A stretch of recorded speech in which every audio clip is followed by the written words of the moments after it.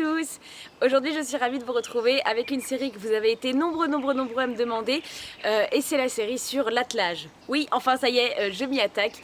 Je vais vous expliquer de A à Z comment atteler et éduquer votre âne à l'attelage. Pour commencer, cette première vidéo elle va pas être très rigolote.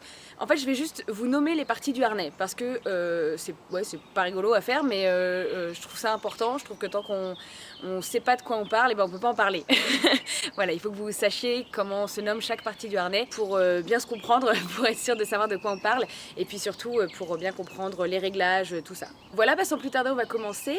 J'ai attelé Gribouille parce que je trouvais ça plus visuel de vous montrer les parties sur l'âne attelé plutôt que sur un tréteau. Je trouve que vous verrez peut-être mieux de quoi je parle. Donc voilà, désolée d'avance, ça va peut-être pas être très intéressant, ça va être juste une suite de noms techniques. Mais voilà, ça me paraît important comme première étape, donc allons-y, c'est parti. Avant tout, il faut savoir qu'il y a deux parties principales du harnais.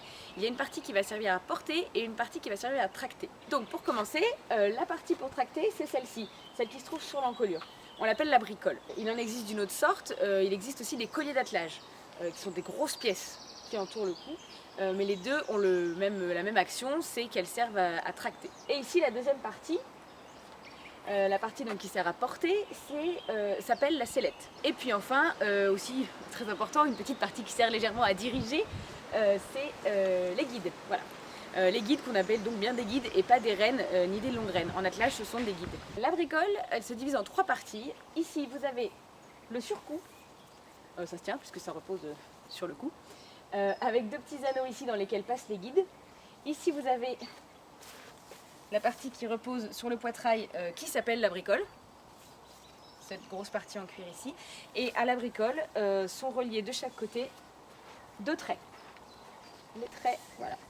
Ce sont ces longues bandes de cuir là qui en fait rattachent l'âne à la voiture. Voilà pour la bricole, la sellette maintenant. Donc l'ensemble s'appelle la sellette, mais la sellette c'est avant tout cette partie-là ici, qui repose sur le dos, qui est donc une petite selle en fait. Sur cette sellette vous avez à nouveau les deux anneaux dans lesquels passent les guides, et ici une petite clé. La clé à l'origine elle servait à coincer les guides dedans quand l'âne est au repos, mais en fait maintenant ça sert plus d'apparat. Dans la sellette passe cette sangle ici, qu'on appelle la dossière, et qui est mobile. Voilà, qui est coulissante. À la dossière sont reliés de chaque côté les bracelets de brancard. Les bracelets de brancard, c'est dedans que, comme leur nom l'indique, va reposer le brancard de l'attelage. Et alors si cette dossière est coulissante, c'est tout simplement parce qu'en fait elle absorbe les secousses de l'attelage. Comme ça c'est... vous voyez, la sellette ne bouge pas, c'est la dossière qui bouge à la place. Alors que si c'était immobile, ce serait un petit peu insupportable pour le dos de l'âne.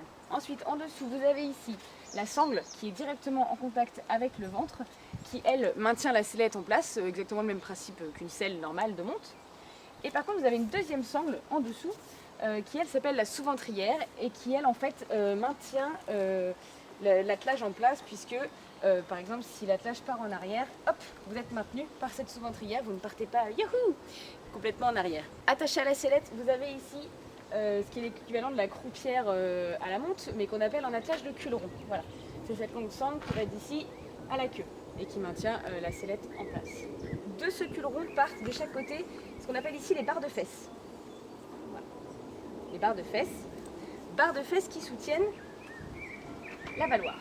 La valoir, c'est une partie très importante. En fait, c'est une partie qui va entrer en action pour le reculer, le freinage et les pentes. Tout simplement, en fait, la valoir est reliée à la voiture par cette sangle ici qu'on appelle la courroie de reculement et qui s'attache au brancard. Et en fait, en cas de descente ou de reculé ou de freinage, en fait, la valoir va retenir le poids de la voiture en fait, pour ne pas que la voiture rentre dans les genoux ou les jarrets de l'âne. Et enfin pour finir, vous avez cette petite sanglonnette ici qui s'appelle un porte-trait et tout simplement en fait le trait passe dedans.